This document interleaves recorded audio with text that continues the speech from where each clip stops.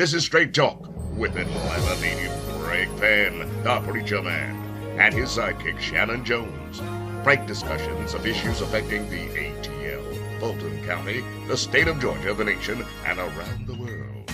And now, here they are, live and in living color, the team of Jones and Fan, the Preacher Man. I'm Keith Gamage, your Fulton County Solicitor General. And I'm Captain Nikki Renfro of the Georgia State Patrol. Every 51 minutes, someone is killed in an alcohol-related accident. This holiday, officers will be out looking for unsafe drivers. If you are buzzed, drunk, or impaired, don't drive. Call someone for a ride or we'll be forced to give you one. Once you're charged with DUI, you can face jail time, license suspension, and a conviction on your criminal record. So this holiday, have fun. Make it a night to remember, not a night to regret.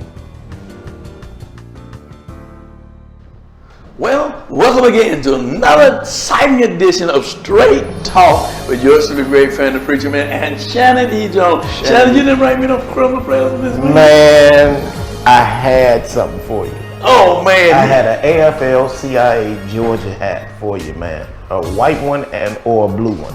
And I was going to let you pick and left it on the thing. Because I know you missed the label. So I figured I'd bring you that. I thought that would be appropriate for you, the AFL-CIO Georgia hat. They gave me a bunch of them. I don't need them. So, okay, so you gave me what you don't need. Yeah, I'm gonna give you. It didn't fit your head. That's all that was. That's why they didn't have a fit in. So you had it. No, they got the thing. They got the thing where you can adjust it. I'm not quite a waterhead. I'm not quite a waterhead. Right. You know, people talking about you last week. No, I gave you all these gifts last week. Yeah. I gave you the weight and gave you the weight. Yeah. And then they said, the prostitute said, and Shannon tried to hit you. You ain't give me a weight this week. No, sir. No, sir, you don't need no weight. You don't need, I'm losing weight and I'm feeling great. I tell you, man, I'm feeling great. You're shrinking man. Hey, listen, you know, I'm glad that lose some of this weight. God is good. That's all I can say. Mm-hmm. And then, again, I want to say to everybody, you know, you're getting ready. You just come out Thanksgiving, you're going into Christmas. People are going to be picking out and everything. Listen, do what you need to do for your health now. Do what you need to do. If the doctor say you need to exercise. Walk. Do something every day. Do something every day. Yeah. Hey, Santa, what do you got to say, man? This jacket is getting too big for you. It is. That's all right. But you won't be able to wear it. But unless you come down. Unless you come down. Yeah. I'm doing a great work. I cannot come down. I'm doing a great work. I cannot come down. You can't come down. Well, you know, before we get into the program today, I want to just again say, as we're going into this Utah season, I want to thank people who have offered themselves for public service. I mean, really, and those who have served in political offices. Yeah. I want to thank them. I just got to call the roll again. And if I miss somebody, because it's be careful calling names. Yeah, well, if I miss somebody, help me out, okay? But I do want to thank my friend Bill Evans for serving all those years as a commissioner in Fulton County and then the mayor of South Fulton. Yeah. I want to thank Elizabeth Carl Hurst and for her years of service in the city of Fairburn as a councilwoman and also as the mayor. I want to thank Councilwoman Joyce Shepherd, who served in District 12 for many, many years and was the NPU leader for this area for a long time. Thank her for her public service. And thank Cleveland Winslow, who served in the area, in the West End area and the Pittsburgh area for her years of service as a councilwoman in the city of Atlanta. And also I want to thank today the president of the Atlanta City Council, the president who ran for mayor, Felicia Moore, who has been a public servant as an employee, then as an elected official for many years, working in her community and throughout the city of Atlanta. I want to thank her and congratulate one of the candidates that did win, the mayor, Mr. Dickens, and also Mr. Goldman, and then Mr. Dozier, who is now the council person who replaces Mr. Whitlow. And I want to thank Mr. Lewis, who won That was Shipman, who is president now, right? Yeah, you said. I said Goldman. Yeah, Shipman, I think. Goldman, yes. I'm doing what you told me. Yeah, thank you. You're doing the right thing. You know what? I'm proud of you too. I'd be proud of you could just lose just a little weight. But anyway. To all of our heavier viewers, okay. Well, it's all good. It's all good in the neighborhood. Well, we got a great program planned for you today. You know, we have Brother Broom. And let's thank all of them. Yeah, thank all of the elected officials. Everyone who's elected. Thank you for you're willing to serve. And the officers who take serious the role and the responsibility of community policing. And for those that keep us safe, keep our cities safe, we thank all of them as well. I'd like to thank them as well, because I don't ever want to live in a community when I came down 911. I know that's real. And get somebody to come and see about me as a tax-paying citizen. Well, you know, and we just appointed a new chief in the city of East Point, and Sean Buchanan. And he is tough, going to be tough on crime. He is out there on the street. Oh man, he on the street, patrolling the street. And he has gotten all of his officers, command staff, and everybody in the streets. We're going to keep this city safe. That's his charge to his officers. That's his charge and commitment to the community. And we're very proud of him leading by example. Sean Buchanan, who's the new chief. And all the clergy. We got to thank clergy. All the clergy. You know, the wounded healers. Shannon, let's talk about a little bit about that before we go into the program in terms of clergy and what the clergies have been able to and having to endure during these last 2 years. Because it has been a tremendous time, a very difficult time and challenging time for clergy to see and do so many funerals, to have to visit families who have lost loved one, and hospitals where we were allowed to go in to visit members before they transition. Yeah. And so it has been a difficult time because we're human beings too. We feel, but the faith that we have in God has helped us to be able to deal with the things that we're dealing with and have dealt with during this time. No, we're not doctors. No, we're not scientists. No, we're not. But we are faith healers. We believe in the power of God, and we believe what God can do and what God will do if only we trust and believe in Him. That's right. Yeah, so I want to congratulate and thank all the pastors and just give them encouragement, and ministers as a whole, give them encouragement to just hold on to your faith and keep on keeping on and keep trusting in Him and believing in the Word. You know, thousands of clergy walk out of the pulpit each month. It's not an easy vocation. No, it's not. It's not an easy vocation, especially COVID, trying to hold everything together. But keep the faith and keep looking up, clergy. Well, Pastor Jones. Yes, sir, Bishop. We're going to get ready now to go into today's program, and we're going to start off with and thank always Mr. Gamage for his helpful tip during these Christmas holidays. And we're going to go on now and listen to Straight Talk News with none other than Miss C. Hey, Miss C. Hey, Miss C. Oh, hey. Hey, Greg. Hey, Shannon. This is Miss C here, y'all, with your Straight Talk News. I've got some goodies for you. We're coming up on the holiday season, and I tell you, I'm ready. I'm one of Santa's helpers, Okay, listen. Let me tell you about an event that's going to happen on January 1st. It's Jubilee Day, and it's sponsored by the Atlanta NAACP, and it's going to be held at the East Point First Malibu United Methodist Church, 2651 Church Street in East Point. And that's January 1st from 10 a.m. to 11:30 a.m. The keynote speaker will be newly elected Mayor Andre Dickens of the City of Atlanta. The honorees include Helen Butler, Executive Director of the Georgia Coalition for People's Agenda, Renita Shannon, Georgia State Representative, District 84, and Deborah Scott, Executive Director of Stand Up Georgia. Liberty International Church presents its first community service project, December 19th from 2 to 4:30 p.m. at the Gateway Center, 275 Pryor Street in Southwest Atlanta.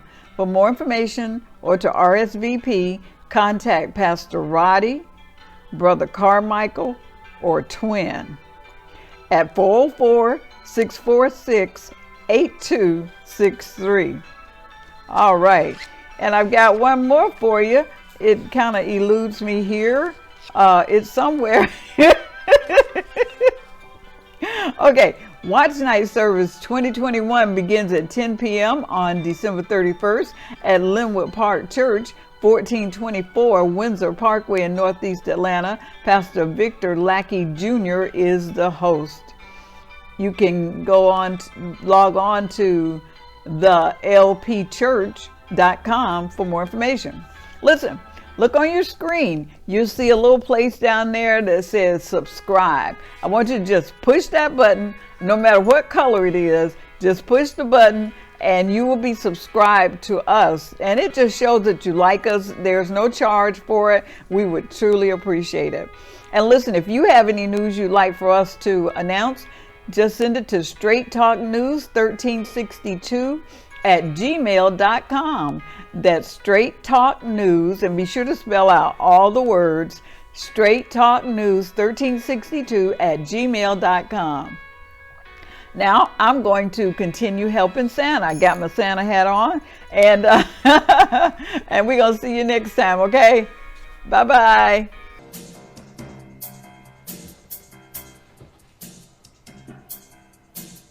I'm with the South Fulton Police Department. The holiday season is a time when criminals have more than normal opportunity to strike. We want you to enjoy your holidays, family and friends, but we also want you to take precaution. Here are some easy tips on what you can do to have a safe holiday season. 1. Don't leave boxes on your curb that let perpetrators know what gifts you have received, like big screen TVs or other big ticket items. Break boxes down or take them to your local dump. 2, as it gets colder, our cars need to warm up longer when first starting them in the morning. Never leave your car unattended while running. Even though you may not see anyone around, you never know who's lurking in the shadows. Never leave your car idling if you're not in it. 3, this one seems obvious, but it happens a lot. Never leave your holiday shopping bags in plain sight in your car. Lock them in your trunk. If you have to continue shopping, move your vehicle to another location in case someone saw you put your packages in the trunk. Then make sure all of the doors are locked. 4, don't let your cell phone be a distraction. Pay attention to your surroundings at all times. 5, we all know that there's safety in numbers. While shopping or attending events this holiday season, avoid doing it alone. Always check to see if a family member or friend can accompany you. And ladies, use small handbags or fanny packs. Large handbags can be a target. 6, so you finish shopping. You've loaded your car with your purchases. But what you don't see is that someone is watching. Their plan is to follow you home and commit robbery. To avoid this, make sure you check your rear view mirror frequently to see if anyone is tailing you. 7, with all the holiday events and trips to the shopping malls, you will probably need to gas up more than usual. Same safety rules apply during the holidays, but be even more vigilant. Keep your keys with you. Don't be distracted by your cell phone. Don't leave children, pets, or valuables in the car unattended. Lock your doors. Don't leave your car running, and always be aware of your surroundings. Slighter crimes at gas stations is a crime of opportunity. 8, package delivery theft increases over the holidays. If you're having a package delivered, make arrangements to be at home. Have it delivered where someone can accept the package, or have it held at the station until you can pick it up. 9, when you get to your car, make sure locking the doors is the first thing you do, and do not sit in parked cars for long periods of time. Best practices: get in your car, lock your doors, and immediately proceed to your destination. Speaking of destination, here's our final holiday tip. Don't drink and drive, or we'll be your Uber driver for the night. Be safe and happy holidays. Well, thanks, Miss C. Yeah. For the church news and news, rather, Straight Talk News. Now, listen, it doesn't have to be church news. It just means something you want to share and you want to get out. Send it to Straight Talk News 1362 at gmail.com. That's Straight Talk News at 1362. Say it again. Say it again. Straight Talk News at 1362 at gmail.com. Do that. Right. Looking forward to some news. Some news. Yeah. Some news. You know, Shannon's talking about don't send no fish fries. Don't send me nothing about that. Talking about my cat's up in the tree, and, you know, something like that. Send us some news. Okay, news. News you can use. Okay. So you want to hear that about the dog? No, man. You know the neighbor. You know we don't want to hear about all that. Yeah. Have you checked out Nextdoor? Oh man, Nextdoor is awesome, isn't it? It is. It tell you everything about what's going on. Everything. Everywhere. You know, it lets you know to look out for. You know, we had a guy coming around the neighborhood saying that he was coming to assess something, and they put it on Nextdoor. Man, folk was ready for him. All right. Ran him out. White van was pulling up at houses. You know, Nextdoor. Let you know what's going on. That's some news you can use. That's some news we can use. Next so if you got some news like that, we'll use that news. Yeah. But listen, and then thank the Officer Baker from South Fulton for her helpful tips, bits, and she's giving us the pertinent information, the things that we need to be safe, not only during the holidays, but period. We need to be safe and we need to be vigilant about who's behind us when we leave the store, who's behind us when we leave the bank, who's around us when we're at the ATM machine. We need to be vigilant. Watch your surroundings. And watch as well as pray. The Bible said watch as well as pray. Yeah. So we need to watch and be understanding. Don't get so caught up in your cell phone. Don't get so caught up in other things that you're not aware of what's going on around you. And one more tip. Stop taking the same route all the time. Find some other routes to get to your home, and then you'll know that helps you stay aware of what's going on, and if somebody's following you, someone's, you know, just get out of routineness. Any security professional will tell you that. Don't do anything routine because you're not paying attention to it, but someone's always paying attention to you. Yeah, somebody's always watching you. So be vigilant, be safe, think safety first, and put God first in your life. Always. Well, as we moving on and going on to the other side, we're going to hear a Black History Fact by Brother Lawson from James Broome. Don't you go nowhere. You stay tuned. We'll be back on the other side. We have a conversation for you about what's going on in D.C. with this probe against the former president and his chief of staff. You don't want to miss it. Stay there, hang on in there with us, and don't forget to subscribe to our channel, won't you? We'll be right back after Black History Facts with Brother James Broome. And the Preacher Man, right here on Straight Talk with Black History Facts with Brother James Broome. This is Jerry Lawson. Born December 1st, 1940, Gerald Anderson Lawson was inspired as a child by the works of Dr. George Washington Carver. The young, inquisitive, and energetic Lawson dabbled in electronics growing up, repairing television sets to make a little extra money on the side. After enrolling in Queens College in New York, Jerry Lawson developed an interest in computing, which in turn led him in the 1970s to Silicon Valley's famed Homebrew Computer Club. Being the only African-American member at the time, it was while in the computer club that Jerry Lawson interacted with Steve Jobs and Steve Wozniak, the duo who later went on to create Apple Computer in 1976.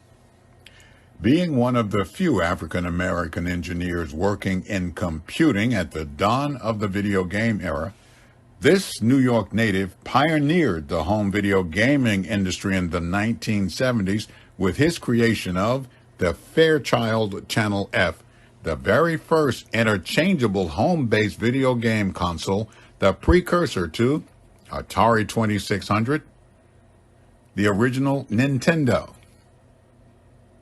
the original PlayStation, and the original Xbox. Jerry Lawson died April 9th, 2011. That's Gerald Lawson. They forget all about him. It's been Black History Facts with Brother James Broom right here on Straight Talk. Join us each and every Friday from 7 p.m. until 8 p.m. with yours truly, Greg Fan, the Preacher Man, and Shannon E. Jones. And do share these Black History Facts with your family and friend, and do tune in to Straight Talk. Won't you? It ain't nothing but straight talk. Well, I tell you, Brother Broom, with Black History Fact. And what do you say? He says, They forgot all about it, but we won't. we won't. And we're going to make sure that you don't forget our Black history. It's important to know where, who, and how things have happened, that Black people have been very instrumental in a lot of things that we don't get credit for, or didn't get credit for. But we are not going to forget. Brother Brooms, he's going to remind us. So stay tuned for Black History Facts. Never forget. With Brother James Brooms. Listen, man, you know, this thing that's going on with this Special committee from January 6th, and we almost in January the 6th again, about what happened at the Capitol and how the people really seized the Capitol and who was behind that siege of the Capitol. We're going to listen to the Mrs. Cheney, who's a Republican, who is being very matter of fact about her committee and her committee work and the information that she's vice chair of the special committee on January 6th. She's the vice chair. And what she has done is, to me and the committee have done, Chairman Thompson from Mississippi, have done, is they've come and they've gotten Mr. Meadows, who's the chief of staff for Donald Trump, who was a former congressman himself, in a pickle here to tell what was going on the 6th when they had the insurrection and Mr. Trump's role in that. And Mr. Meadows have wrote a book. You heard about the book, He wrote the book. He did, and the day he was supposed to go before Congress, he lets the book come out. He releases the book. He releases it. Oh, I heard about the book. You heard about the book? Yeah, I heard about it. And then when Trump said it was fake news, he said, "Oh, I'm not going before the committee." And Trump is mad at everybody now. Oh, that's going to be an interesting Christmas. Can you imagine? Oh, he's mad at Don Jr. and the other boy that ain't too bright and the girl that ain't too bright. Oh, man. What about Sean Hannity? He said, "Hey, listen, get him to, to stop." This is interesting. Yeah. I did this for today's program. I went and grabbed their comments. And because, they came back and tried to explain away what they did and what they didn't do. Well, you want to hold on to that and listen to Ms. Cheney then come back? Yeah, well, let's do that. Okay, Man. Laura Ingram, all these Fox commentators. Let's do that. Oh, wait, somebody called. We'll get that. We'll be right back after we take this phone call. Hello? At all. As the chairman noted, we'd engaged in weeks and weeks of discussions with Mr. Meadows' counsel. We'd worked very diligently to try to reach agreement on cooperation. We'd scheduled a deposition at a time and a day of Mr. Meadows' choosing. But shortly before the deposition was to occur, Mr. Meadows walked away from his commitment to appear, and he informed us he would no longer cooperate. As the chairman noted, we think Mr. Meadows is improperly asserting executive and other privileges. But this contempt proceeding relates principally to Mr. Meadows' refusal to testify about the text messages and other communications he admits are not privileged. He has not claimed, and he doesn't have any privilege basis to refuse to answer our questions about these texts and about these topics.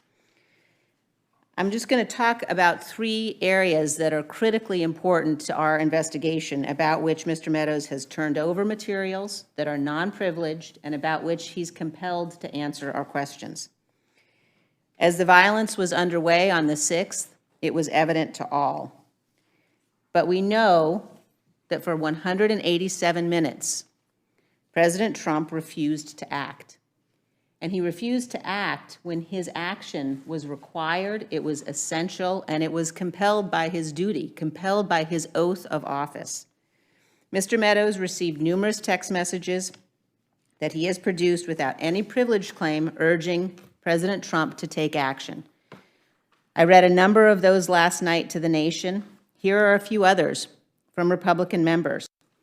Quote, "It is really bad up here on the Hill." Another one, "The president needs to stop this ASAP." Another one, "Fix this now." And as we saw last night, dozens of texts, including from Trump administration officials, from members of the press, from Donald Trump Jr., urged immediate action by the president. But we know hours passed with no action by the president to defend the Congress of the United States from an assault while we were trying to count electoral votes, which was an official proceeding.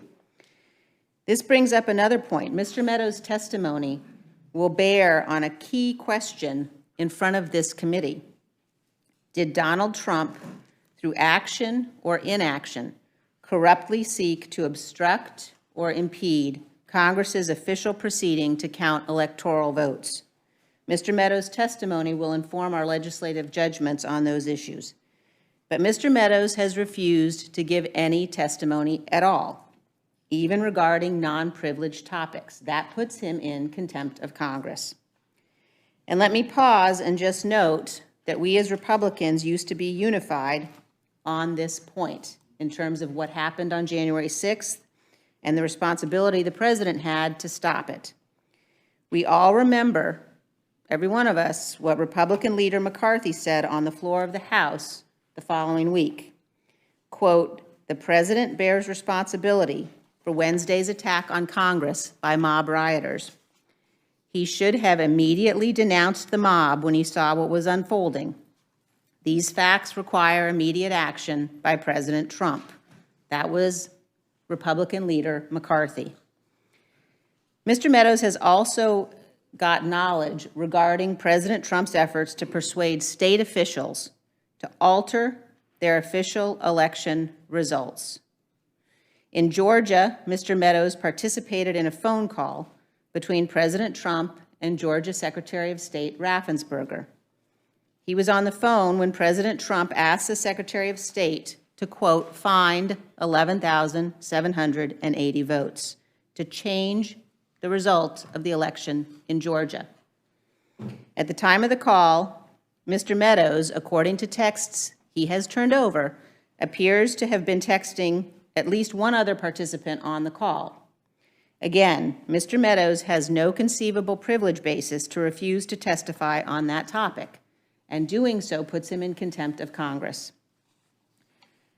Finally, in the weeks before January 6th, we know that President Trump's appointees at the Justice Department told him repeatedly that his claims of election fraud were not supported by the evidence. They told him the election was not, in fact, stolen. President Trump intended to appoint Jeffrey Clark as Attorney General, in part so that Mr. Clark could alter the Department of Justice's conclusions regarding the election.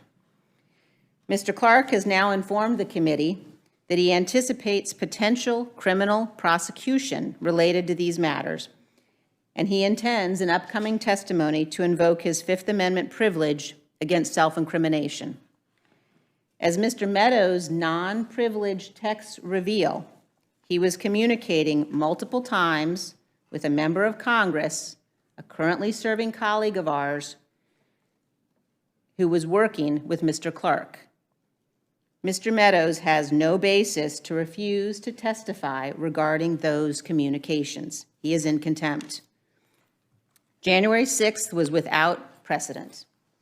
There has been no stronger case in our nation's history for a congressional investigation into the actions of a former president. We must investigate the facts in detail, and we are entitled to ask Mr. Meadows about the non-privileged materials he has produced to us. Any argument that the courts need to resolve privilege issues first is a pretext. We need to question him about emails and texts he has given us without any privilege claim. You know what, Ms. Cheney, thank you so very much. I mean, we're back, but we were talking before we came back about Ms. Cheney and her sense of saving the democracy versus this becoming a dictatorship. We talked about that when the election between Mr. Biden and Mr. Trump was having, is do we want to have a democracy or do we want to have a dictatorship? Because we saw Mr. Trump leaning toward a dictatorship. And it seemed like he had some power control over people that they don't want to touch it. Now, you got Mr. Bannon, who is a strategist, who he's been in contempt. Now he is going to the court. Congress found him guilty of being in contempt. And now he's trying to go through this court proceeding. You got now Mr. Clark, who they tried to make the Attorney General to change the outcome of the election, who said, and she stated in their statement, who said that Mr. Clark gave testimony to these things, but he said that if he has to go before the judge or the court, he's going to plead the fifth. But he's already said what took place.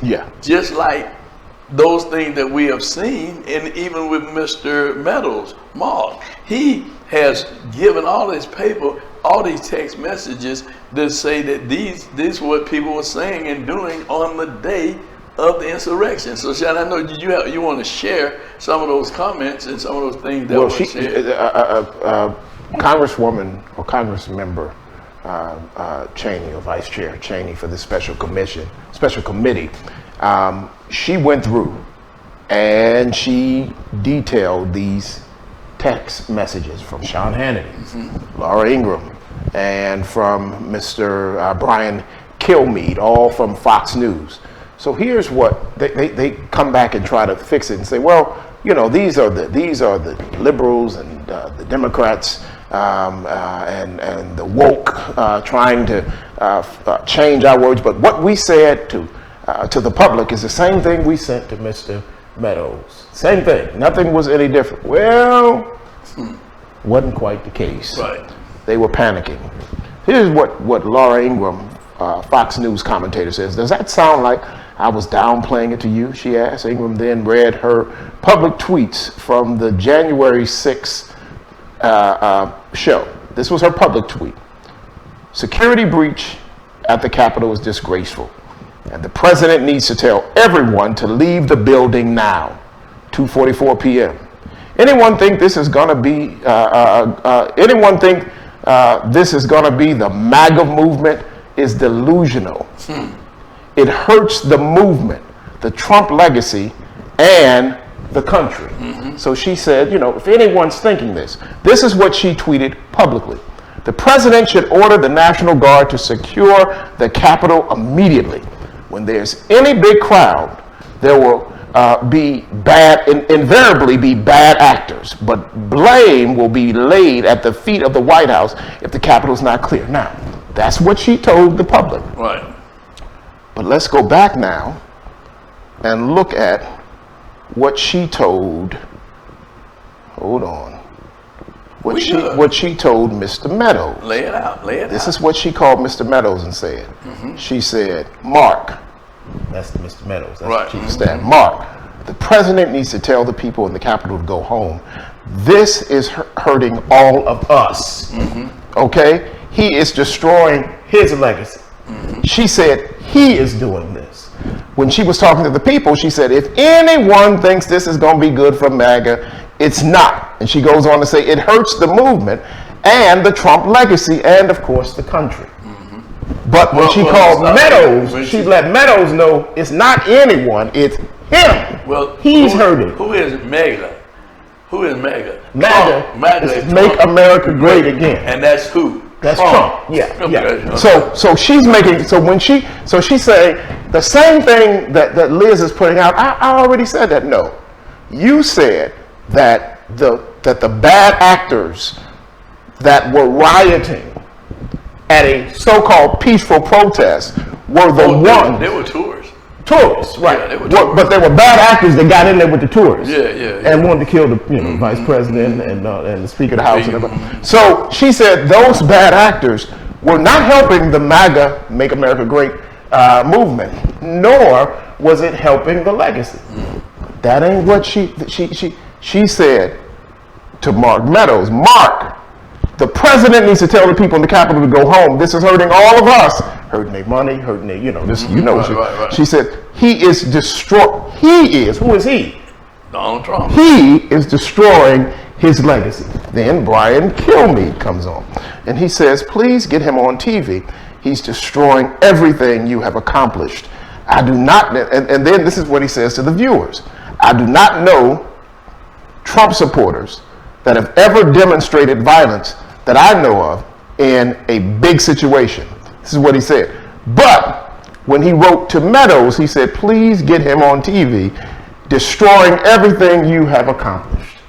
He's destroying everything that the Trump administration has accomplished. And then, Hannity had so much stuff that he was saying, you almost had that. I mean, it was like 3-card Monty following, but Hannity basically said, can he go on TV and address this? And what Hannity comes back and he tries to say is that, there were these bad actors. That seems to be the talking points that they're using, these bad actors. But the bad actor was the president of the United States of America, the 45th president of the United States of America. That was the bad actor. And he is fighting to make sure that these papers are not released, because when they're released, you're going to see, I believe, that he was not only doing nothing, but that he had orchestrated this to do nothing and let it ride out. Well, let me just say this. The President of the United States, like every other elected official, raised their right hand and placed it on the Bible, which we know he turned the Bible wrong side up. Yeah. But it reads 2 Corinthians. And he took an oath that he would protect this country during both foreign and domestic. All enemies, both foreign and domestic. Against this country.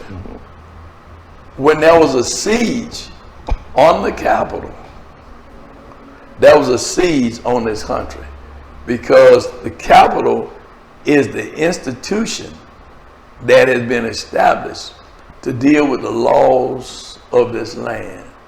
So he did not protect his fellow colleagues, who many were Republicans and some Democrats, some independents. He did not protect or defend the people who were working in there, the cafeteria workers, the custodians, the people who were guides or whatever through there, the lobbyists, those people. He did not protect them. When this thing went on for over 2 hours, and he never said a mumbling word about send the National Guard in, send other troops in, send people. I'm going to say, when the riots or the things happened in Atlanta this summer, the National Guard was called in to assist the Atlanta Police Department in controlling the rioters. And when they said there was a curfew at 9 o'clock, whatever time it was, I can't remember right now what time it was, when they said that people needed to be off the street at that time, if they were not on the street, they were going to be arrested. They did that. That's in Atlanta. That was protecting buildings in Atlanta, not the Capitol. Not the federal government. Not the federal government. The seat of power. The seat of power. So the governor of the state and the mayor of this city came together to say, we need the National Guards in Atlanta to help with these rioters. And they came in and they did their job. And soon the rioting dissipated. It dissipated because it went on for a few more days, but it soon stopped, because when they saw the National Guard was serious and they were arresting people, and people going to jail, they soon stop.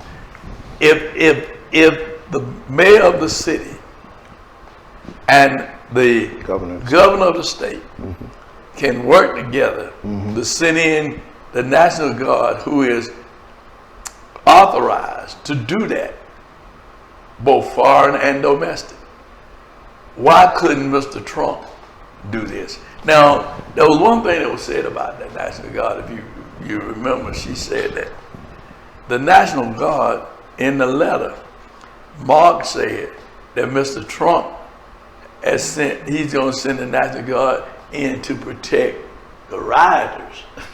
Didn't say to protect the Congress people, the people that were there working, but the rioters. So maybe he did uphold what he swore to.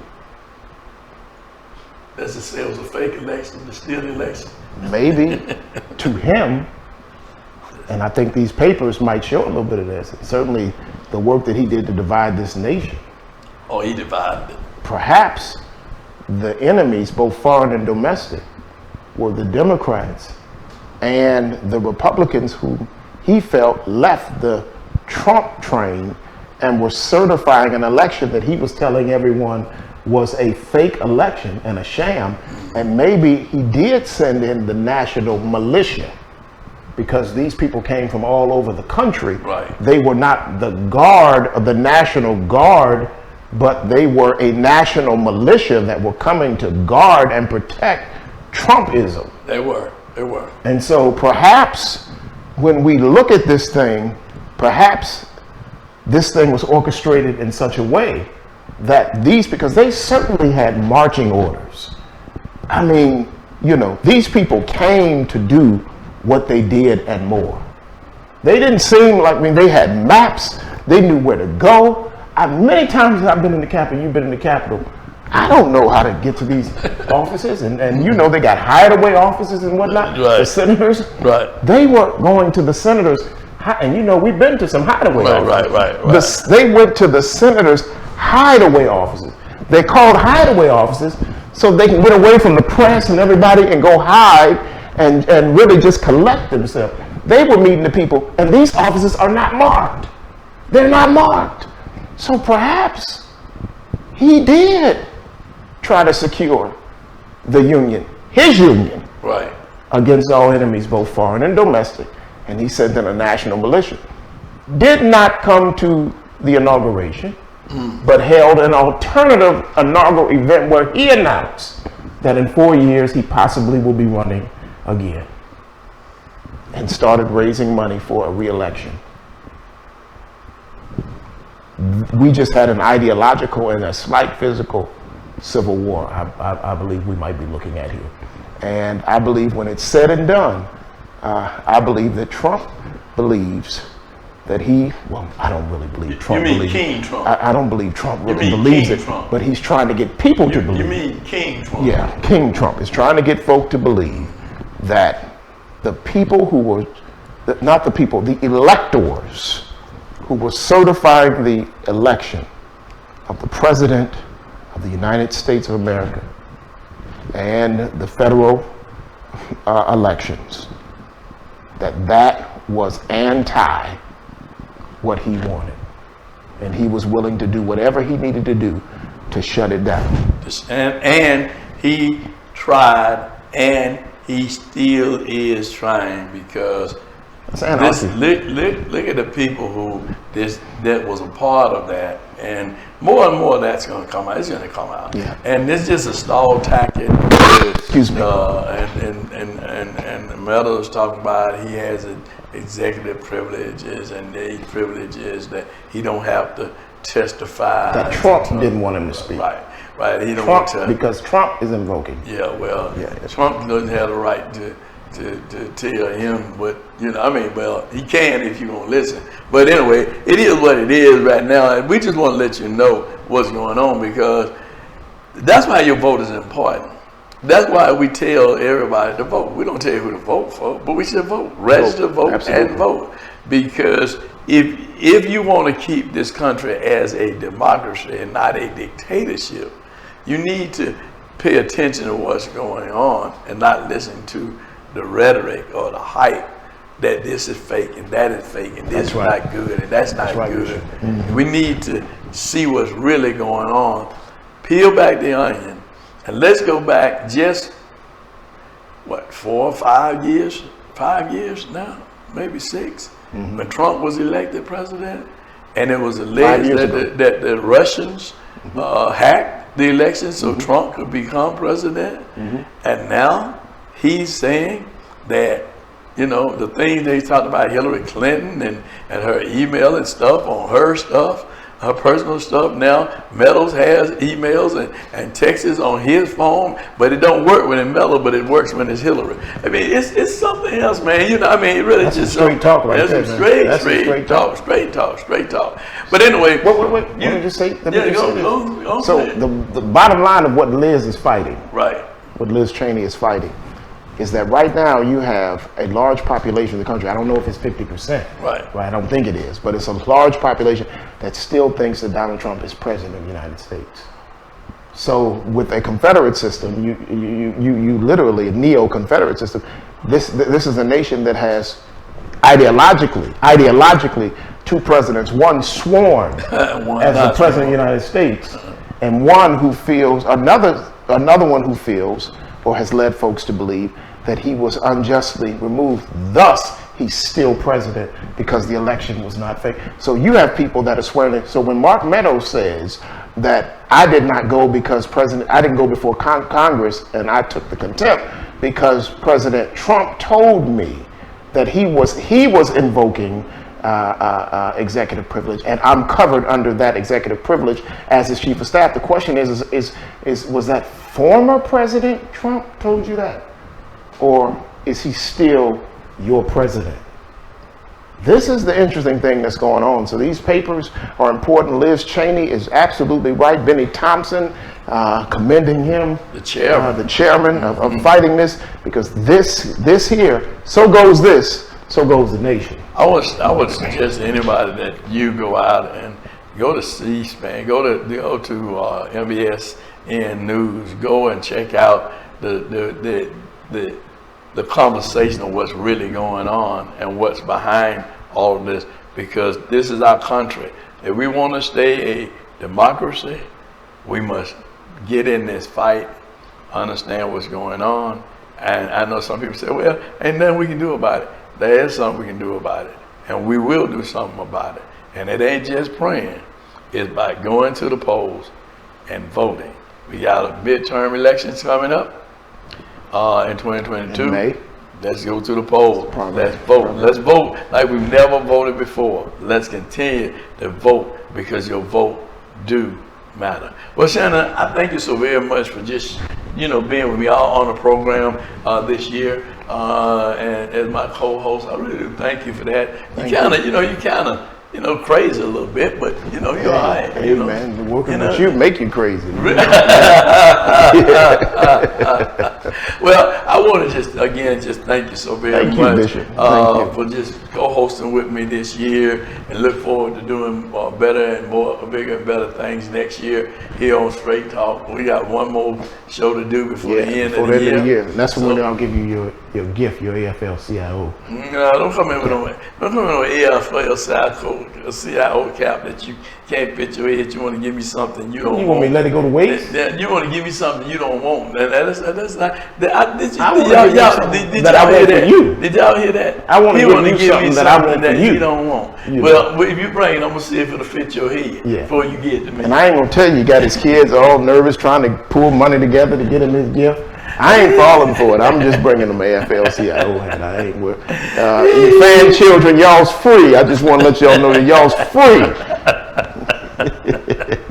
No, they love their daddy. They love their daddy. They love their daddy. Yeah, they do. And I love them too. I love them too. Well, thank you again so much for watching Straight Talk with Shannon Jones and myself, great friend, the preacher man. I want to thank Miss C. And also James Broom, Black History and all of you and Hal Lamar for bringing us in each and every week and taking us out. Thank you, Hal. Subscription is free. Can you tell folks? Yeah, subscription is free. Folks thinking that when we say subscribe, they trying to wait for their ship to come in, playing the lottery, trying to get, no, it's free. It's free. Like us, subscribe, and like us, so that when we come up, you'll know that we're live and Straight Talk is moving forward. Absolutely. And if you have any suggestions for any topic you'd like us to do on Straight Talk, you can email me at fan922@comcast.net, fan922@comcast.net, or you can call me 443080795. And do it fast, because he's shrinking, and we want to catch it before he's just going to be a coat and sweater sitting there, some trousers, and a gold necklace sitting there. Well, until next glasses. week. Until next week. Until next week. We want to wish you a good God bless. And you ain't been in tune to nothing but what? Straight Talk! Want to be a guest on Straight Talk? Email Greg Fan at FANN922@comcast.net or call 404-308-0795. Join us again for another episode of Straight Talk with Shannon Jones and Greg Fan, the Preacher Man.